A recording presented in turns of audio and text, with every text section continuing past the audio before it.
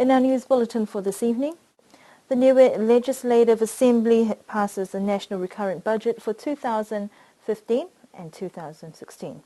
Niue bids farewell to baby elephant Anjalis on the last leg of her journey to her new home at the Auckland Zoo. SPREP assists Niue to tackle the invasive species problem on the island. Local sports athletes and officials were acknowledged at the Niska Niue Sports Awards over the weekend. Yesterday, the National Recurrent Budget was presented for its second reading. Last month, the budget was presented by Finance Minister Honourable Toke Talangi for its first reading, where the Legislative Assembly agreed that it be returned to the Public Accounts Committee for further discussions and checks for the finer details. For central agencies, that includes the Premier's Department, Crown Law, the Niue Public Service Commission and Secretariat, Finance and Planning, the Project Management Coordination Units and Niue Police. The overall recurrent expenditure estimated budget amounts to $6,197,000 and is expected a revenue of $15,162,000.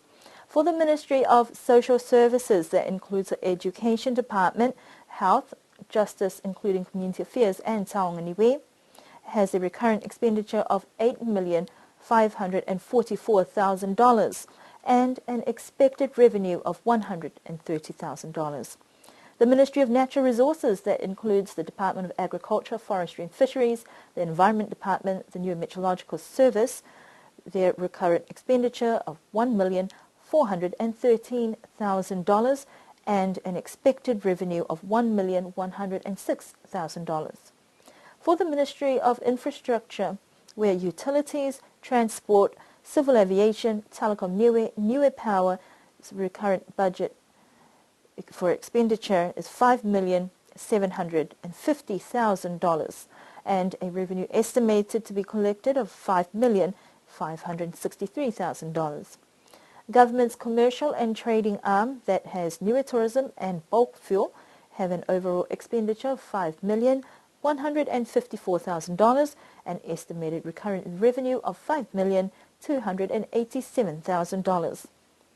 The total recurrent expenditure budget for 2015 to 2016 is $27,058,000. The total recurrent revenue budget is estimated to be $27,248,000. The Niue Assembly has agreed and approved the budget that was passed in the House yesterday that will enable government to utilize this in the new financial year that starts next month. There were also some concerns that were raised in that meeting by some members of the Assembly regarding how the budget was presented this time round. So our major concern was not going using the procedures from other meetings that we've had for the budgets and going through each department line by line. So what we did each by the divisions, which covered a number of departments, and we couldn't, speak on each line that we should have done, and so that it took away all the meaning of the budget, and virtually a waste of time of having the meeting. And plus, we weren't allowed to recommend any changes to the budget. So it was, very disappointing, and I think that, the listening public expect more from us to go through, and even though some of the questions and that were brought up weren't answered properly, and again, we need to have transparency in the government to have good government. They just wanted to get home early. That's what it amounted to. They wanted to finish and go home, not spend 3 or 4 days going over the budget. In other words, they've got something at home to do that's more important than the budget. So I believe that's the wrong attitude to take, and even though the majority said yes to do that, we shouldn't set a precedence for future budgets going on this way of doing things. We were unable to get a comment from Premier for tonight's news bulletin, but he will have a comment for Thursday's news. Niue bid farewell to baby elephant Anjalis on Saturday as her 3-month stint on the island ended. Initially, 2 elephants were gifted to the Auckland Zoo from the Pinawala Elephant Orphanage in Sri Lanka, and Anjalis is the first elephant through that arrangement. Niue has served its purpose as part of the quarantine process for the past 3 months, where residents on the island have been mesmerized by this rare experience. According to Auckland Zoo Director Jonathan Wilkin, it is exciting and has taken about 5.5 years to get a companion for the zoo's only remaining elephant, Burma.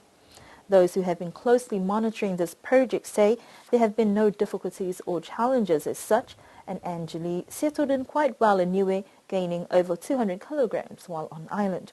The exercise to get Anjalis to her permanent home was an organized early morning operation to prepare her to be airlifted via a Hercules flight that would take her to her new home at the Auckland Zoo in New Zealand. She has become an instant celebrity featured on the news in New Zealand and is reported to be settling in well with her new surroundings. It is uncertain what plans are for the second elephant, but Niue is hopeful following this first successful operation. Niue is getting assistance from the South Pacific Regional Environment Program to control the spread of invasive species on the island. The problem has become widespread with different types of invasive species that were introduced by people who were allured by the pretty flowers, but experts say these introduced invasive species could have detrimental effects on our indigenous plant life. The Invasive Species project has been monitored by the Environment Department, but has been recently transferred back to the Department of Agriculture, Forestry and Fisheries. Both departments are parts of the Ministry of Natural Resources and as such are working together to deal with this problem. The Invasive Species project began in 2013, reviewing and updating of the biosecurity legislation foundations in place, and has continued to 2014 to create an invasive species strategy plan for Niue to be carried out. We spoke with a consultant from SPREP to find out more about the project and progress. So we have a plan which we've put together from the National Invasive Species Strategy Action Plan for weeds, and it involves targeting the priority species at regular intervals with the right method, and basically keeping on controlling it until the seed bank is exhausted. So when the plant sends out seeds, they sit in the soil. You can only kill what's on above the soil, so you have to keep coming back at regular intervals until you've exhausted it. Particularly on Niue with the rugged terrain, that's one of the main challenges. Also with the particular types of plants, some of them are easy to deal with, it's just a matter of cutting them down. Others, like the Scindapsus, require quite a bit of trialling and trying to come up with solutions that first of all will work and also be achievable. They don't require too much resources. They're safe. Safety is a priority. We're trying to find a good technique to control it, which is fast, efficient and doable, because obviously the terrain in Niue is very rugged. There's lots of crevasses and things like that people could fall in. So we're trying to get a method where we can apply a herbicide from the ground 3 metres up, and hopefully that's going to kill the top part of the plant and also all the parts that are on the ground, because unlike vines, it actually attaches itself to the tree. So if you just cut it at the bottom, it'll still grow up the top and you won't be able to get at it. So we want to make sure that when we kill it, we actually do it right and we don't end up with the taro vine growing at the top of the trees, which we can't access and get rid of it. According to David Moverley, the most damaging invasive plant species present on the island now are taro vines, Hawaiian wood rose, Rudelia, chain of hearts and the Honolulu rose. The project team, led by Hagetongatule, have been working in a few areas identified, but would also like people to inform them if there are areas that may need to be sprayed that they are unaware of. It is expected that the project will conclude in 2016 with the hope that invasives will be under control and not harm the island's plant life. Athletes and sports officials were acknowledged for their efforts for the past 2 years in the Niue Sports Awards evening held last Saturday at the Pacific Way Bar. NISCA President Alentano says that this is the new committee's first order of business, and the sports awards are about the athletes, who are the reason that sports officials exist. The evening started with acknowledgement awards for those who served with the various associations, such as the former president of NISCA, Des Hepa, for his service for more than 20 years that had carried the association through 4 different governments and 3 different name changes. There were 11 main awards for the evening that were also based on a set of criteria set out by the NISCA committee. The main criteria is that, like any other country holds, to win the medals outside on the region. We discussed it, and some ideas floated around, but I'm glad most of the executives come with this idea. And one of our executives was really into it, pushing for all categories. And I agreed. And we set the criteria. You have to go out, compete in the region, win medals or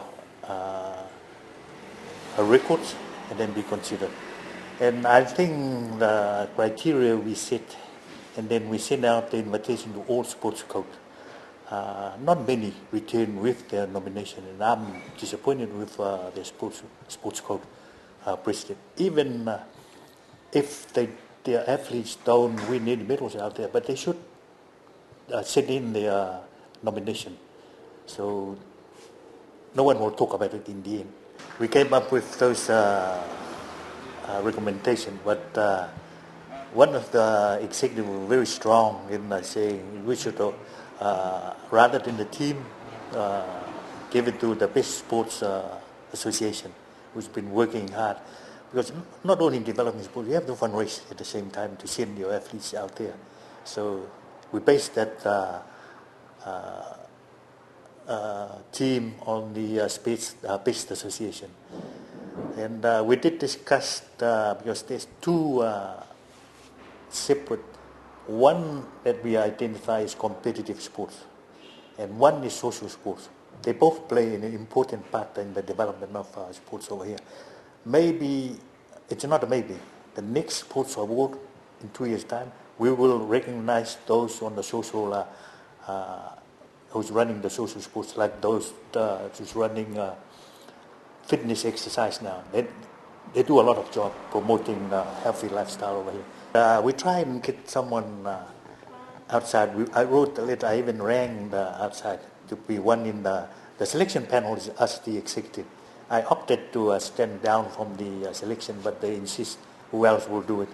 So rather than waiting, because there's no reply back who wants to be on the panel, we took upon ourselves, the executive, to select the nomination. Like I said, there's not many nominations who came in.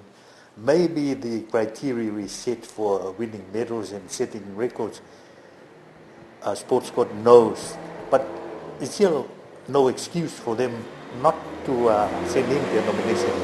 So we, the executive, select on the basis of medals, participation at Pacific Games and Commonwealth Games, and other participation at the local scene over here, on the sports over here. And I'm afraid to say there's only 2 free associations who send in their nomination. It was the newer Bodybuilding, Powerlifting, Weightlifting Association that came out on top with most of the main awards. The Youth Sports Boy Award went to Moses Mautama, Youth Sports Girl, Motoria Tano. Junior Sportswoman went to Talo Sianiholo, Junior Sportsman, Clayton Villiamu. Sportswoman went to Malia Vin, and Sportsman went to Jack Filetti. The Veteran Sportswoman Award went to Joy Peru and Veteran Sportsman Alentano. The Best Sports Coach overall went to Dimitri Villiamu.